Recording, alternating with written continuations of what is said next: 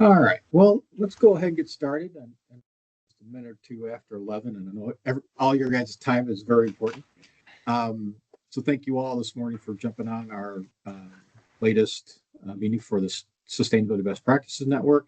Um, Apologize that we're a little bit later starting this calendar year. It's kind of hard to try to schedule something around the holidays. We try to be a little bit after that. But we do want to get back into doing every couple months. So at the end of our discussion today, we'll talk a little bit about that, get your guys' input, see if we can identify a specific date of the week and time that works for everybody and get on a more regimented every 2 months. I think we won't have any problem finding topics. We're learning a lot more with all the companies such as your alls and others that we're working with. There's a lot of great best practices, a lot of great information out there to share. So with that, um, today's session, we're going to learn a little bit more about tax incentives and opportunities.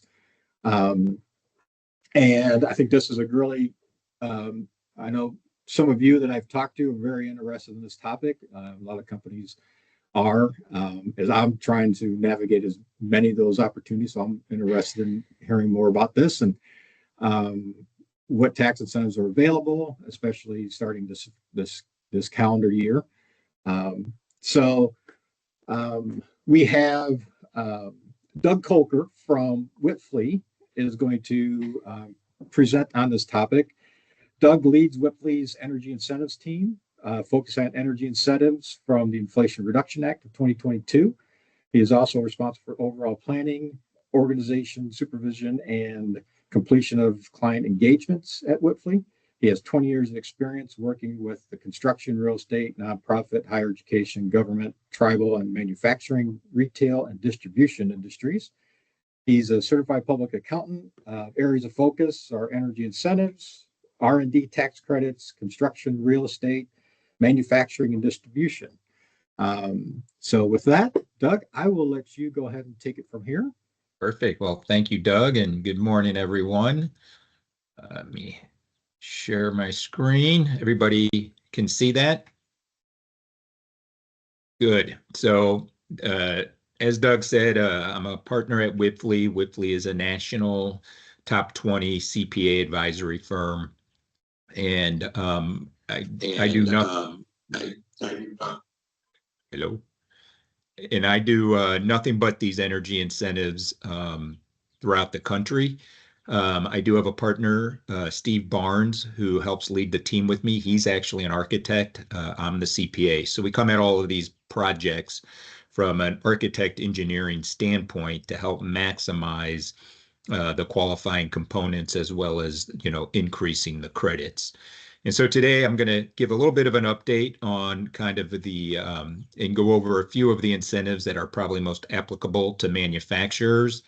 I've got a little bit of information on some state and local incentives, and then also just kind of an update on the political environment that we've got going on in relationship to the Inflation Reduction Act. So, and please, if you've got any questions as I'm going through this, either raise your hand or put your question in the chat, and hopefully somebody on Doug's team can chime in. So try to make this interactive so you don't have to sit here for 30, 40 minutes just listening to me. So, of course, the biggest question we get right now is, with the political environment is what's the status of these credits? And again, when we're talking about the Inflation Reduction Act, those are tax law, tax credits that the only way they can be changed is through a vote of Congress. All of the executive orders, all of that related to like grants and funding of these projects, those can be affected by the executive orders and are at risk. But these actual tax credits, right now, they have to go through a vote. And as you can see here on this graph, if you look at the states that have benefited the most from the Inflation Reduction Act, which is a Democrat program, red states have benefited the most. So we find it hard to believe that these Congress people from, Texas, red states are going to vote against this. About a couple weeks ago, there were about 20, 25 Republican Congress people that signed a letter stating that they would vote against changing it. But we just don't know. And usually when they make changes, they phase them in. So we don't see, again, if you're thinking solar or a geothermal system, um, we don't see that just being abruptly stopped. They usually phase that out. So, we are advising clients, hey, 25, the credits are good. 26, they're probably good. As you start looking at 27 and out, who knows what could happen depending on a phase out. So we recommend if you're looking at putting a solar system on a facility, that best to sign a contract as soon as you can, get construction started. They usually issue some form of a safe harbor. In this way, you would be, it doesn't matter if you place it in service after the fact of when they shut the program down or made changes, you'd still be safe harbored in. As I mentioned, 80% of manufacturing investments are in red states. And then that whole executive order chaos that took place at the beginning of the year was really to just halt the funding through grants. Some of those got reversed out, but basically it was really just to set up a 90-day window to see where the money was going. That window comes up in April 20th, so we'll hopefully see either some money being released if it is on hold, or we'll start to know what kind of direction they're heading after April 20th. So here's the list of all the credits that are related or from the Inflation Reduction Act. The ones you see highlighted in yellow, those are the ones that are probably the most applicable to manufacturing facilities. And again, these are all federal credits or incentives. Every state around the country has in local incentives. I do have some slides with some resources towards the end here specifically for Missouri. It's really hard to find a good resource, or we haven't found a good resource to assist us on a state and local level, since it's just so unique, throughout the country. But we'll go through each one of these. I'm going to touch on each of the yellow highlighted ones, just to give you kind of a quick overview and how they work. So the first one and the most lucrative one is the investment tax credit. And again, start thinking solar, geothermal. I mean, you can get into wind, biogas, combined heat and power systems, but really solar and geothermal seem to be the most applicable. And the way the credit works is it's a 6% credit. Starts at 6%, but it jumps to 30% two ways. One, if you're under a megawatt. So if the solar system's under a megawatt, you're automatically at 30%. If the system is over a megawatt, to get to the 30%, or what they call a 5 times multiplier, you have to meet the prevailing wage and apprenticeship requirement. Basically meaning that you have to, only the individuals touching the energy system have to be paid equivalent to Davis-Bacon Wage Act or union wages. So the key there is that it has to, so if you're doing a brand new manufacturer facility that's being built, only the people touching the energy system have to meet that prevailing wage. Everybody else working on the building, you don't have to worry about. So that's just one thing to keep aware of. To be over a megawatt, you're usually looking at like $1.5 million plus costs.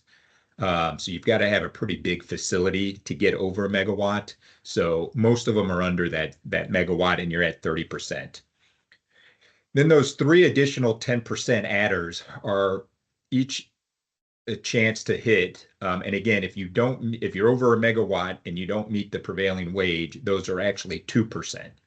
So that's why it's so important, if you're over a megawatt, to get a firm like us or somebody who is involved with this to understand and help educate not only the manufacturer, but your construction people, your solar people, on the prevailing wage, because it can be detrimental if you don't hit that throughout the construction process.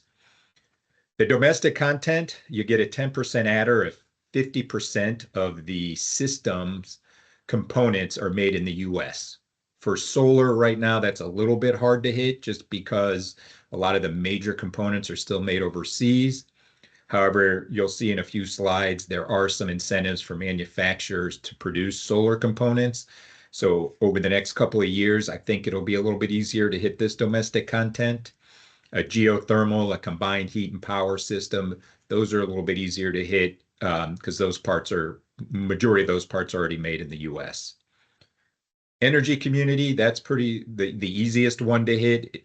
There's a mapping system the DOE and the IRS have out. If you're in the energy zone, you get 10%. If you're not, you get excluded. And then the last one is a low income community. So again, they have a separate mapping system for that. If you're in the low income community, then you potentially qualify. However, it's an application process. And so it's not a guarantee that you're going to get it.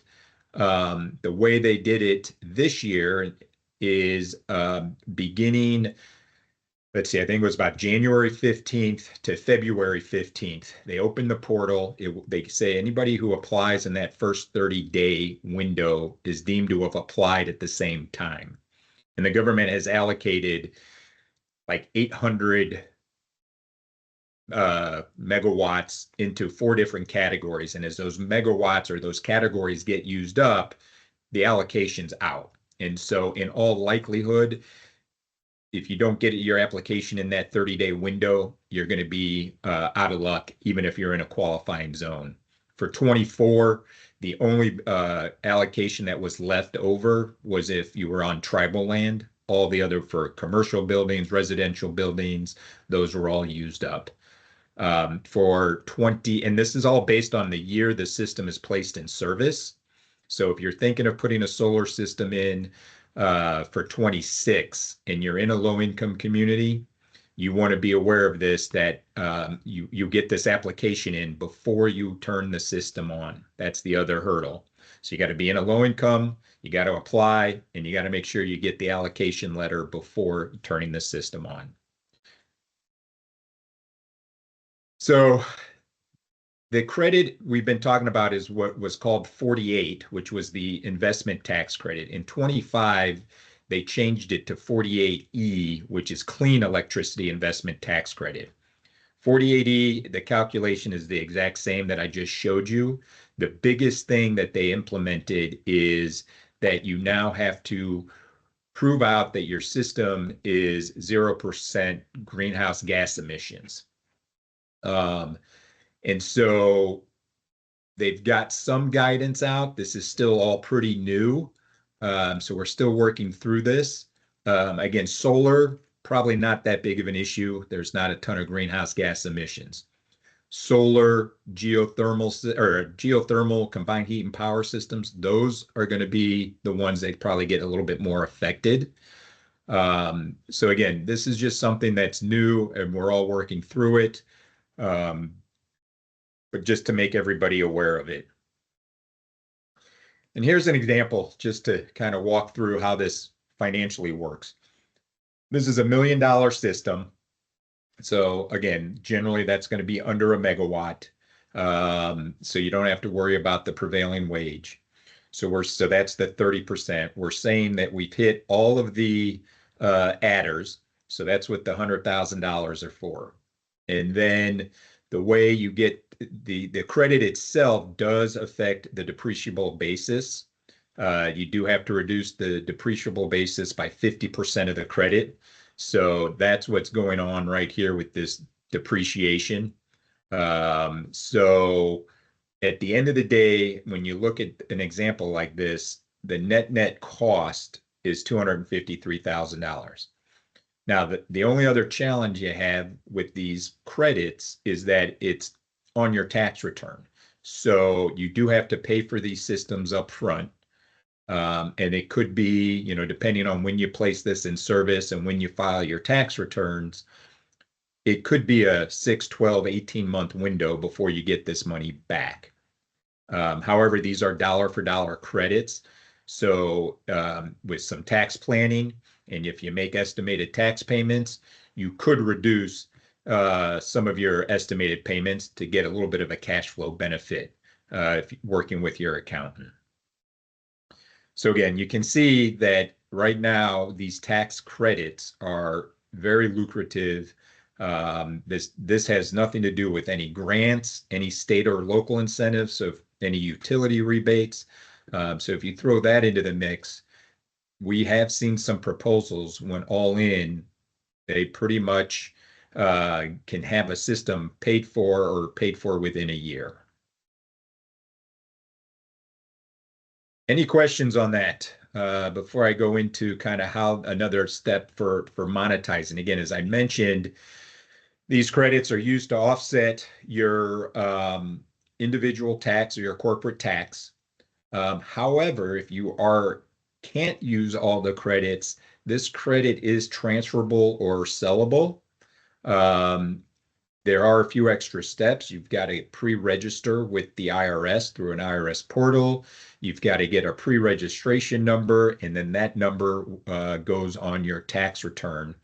And then when you sell those credits, whoever's buying them from you, they get that number. That's how the IRS is tracking it. Now, selling the credits, you're going to sell them at, anywhere from 85 to 92 cents on the dollar. So you're going to take a little bit of a haircut there. And then depending on the size of the credits, you may have to get an attorney involved. You may have to get an insurance company involved. So it does get costly to sell them. And again, most of the buyers are looking for multi-million-dollar transactions because of the additional costs. However, there are some technology platforms that have been created that are trying to help match up. I've got $100,000 of credits that I want to sell for 100 or for 90 cents on the dollar. Somebody can go in and say, I want to buy 100,000 at 90 cents on the dollar. So there are some, platforms being created and are out there to help people sell them.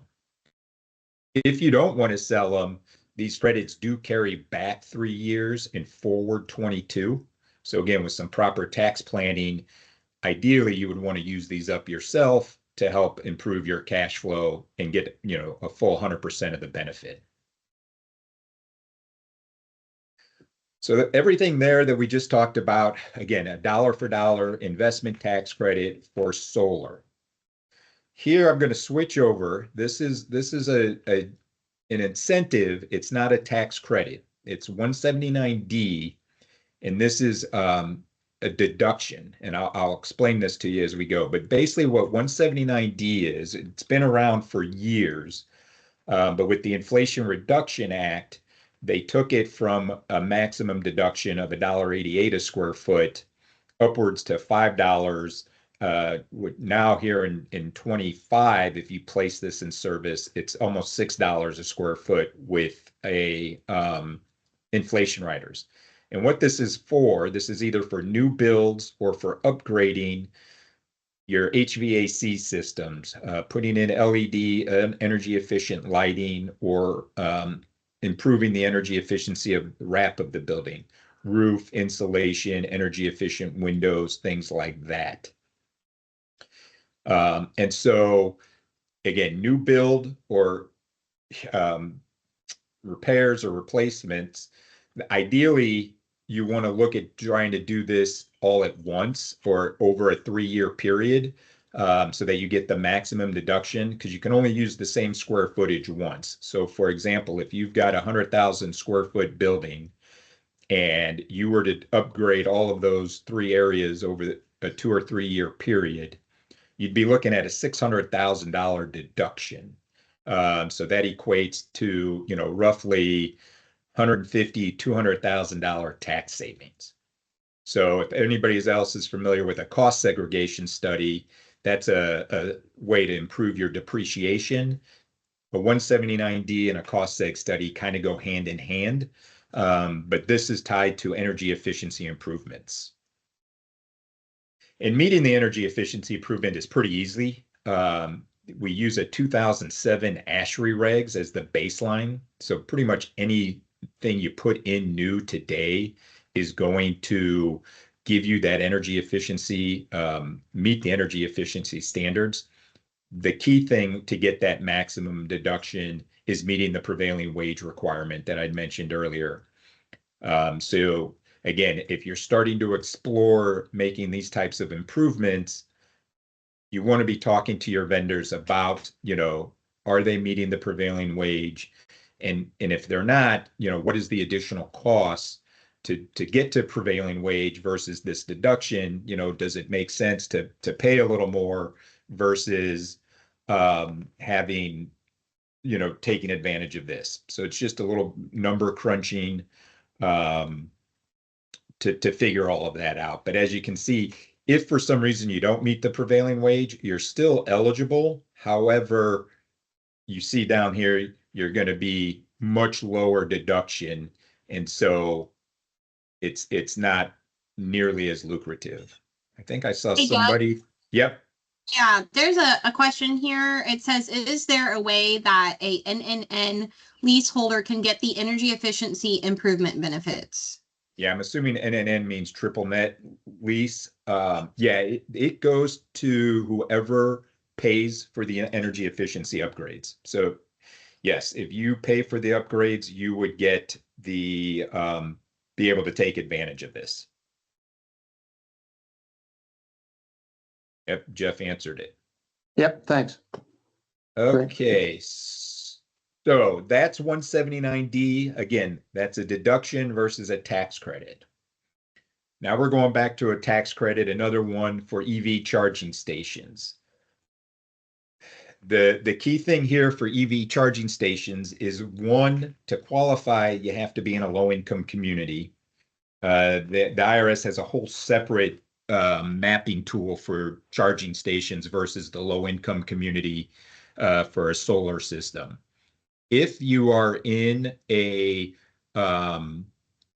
low-income zone, you're automatically up for 6%. I see a typo here. Whoops. So this should be 6%. I'll fix this in the slides before we send them out. To get to the 30%, you have to meet the prevailing wage requirement again. And there's no megawatt exemption. So in a low-income community, you 6%, and then 30%, you meet the prevailing wage. So it's pretty cut and dry. Again, same thing here. This credit is transferable, sellable, and is part of the carry back 3 years forward 22 to use them all up.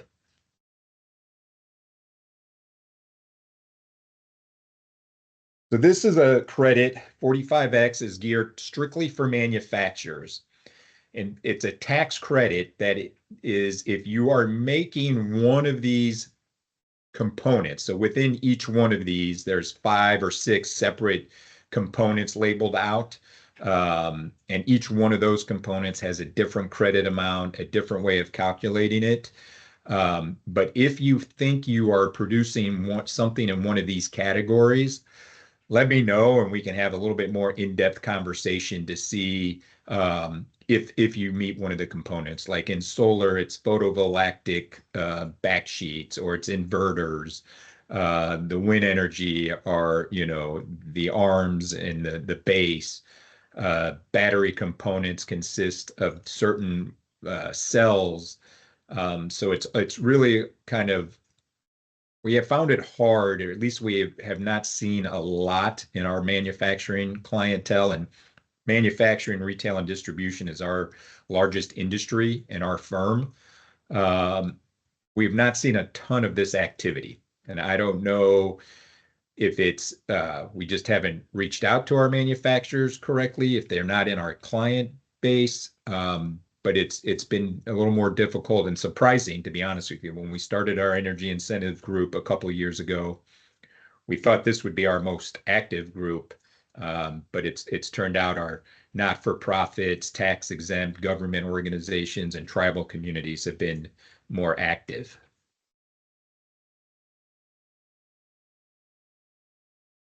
So now I'm going into a few other, again, these now are just other opportunities out there through the Department of Education, or Energy, sorry, on different grants and different funding sources. I have this in here just more as a reference guide. Again, with all of the political, stuff going on, these are some of the things that could get reduced. But right now, they're out there. It's worth looking into them. I do have a couple of slides with where some resource links, so you can go to those resource links. Our firm doesn't get heavily involved in these grants, so I am not as familiar with them.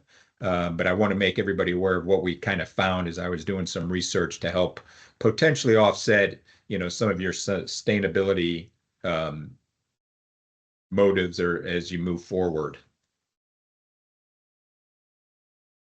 Again, just some steps. Here's some links to the websites where we found all of this to help you all look into this. And these right here are the federal incentives. Here's a couple of more resources for you that you'll all be able to have. On the state and local side, again, we found a few through the Missouri Department of Natural Gas, some EPA grants. Again, depending on how the state gets the money, if this money is coming from the federal government to the state for the state to disperse, those could be affected through those executive orders. So that's the only thing to be aware of here, is that, again, now if the money is coming straight from the state, that's not affected by whatever the federal government does. But a lot of the state and local programs that you see, they do get funded from the federal. They allocate money to every state, and then the state's responsible for dispersing it. So that's where there could be a hang-up. Again, just a couple of more types of programs out there that we found through doing some research.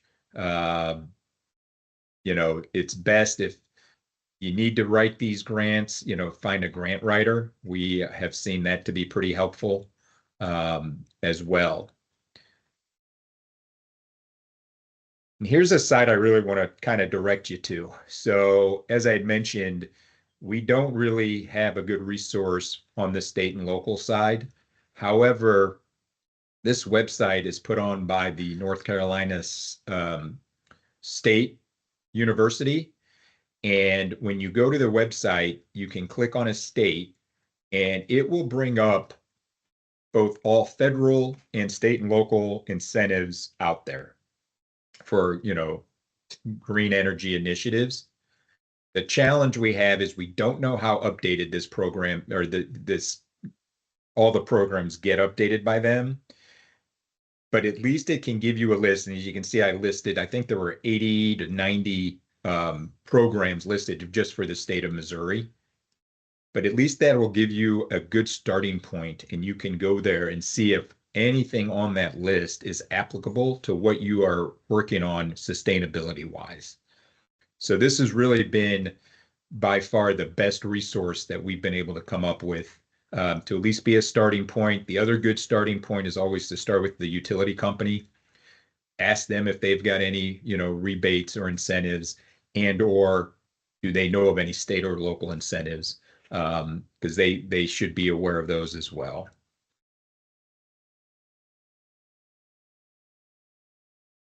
And that's pretty much the update. As we continue to hear things changing from the government, we will get e-blasts out. We can get back, get in front of Doug and let everybody know what's going on. But yeah, it is, a lot of people are up in the air on what to do. But you definitely are better off doing something sooner than later. That's the best advice we can give, because we just don't know what the future holds.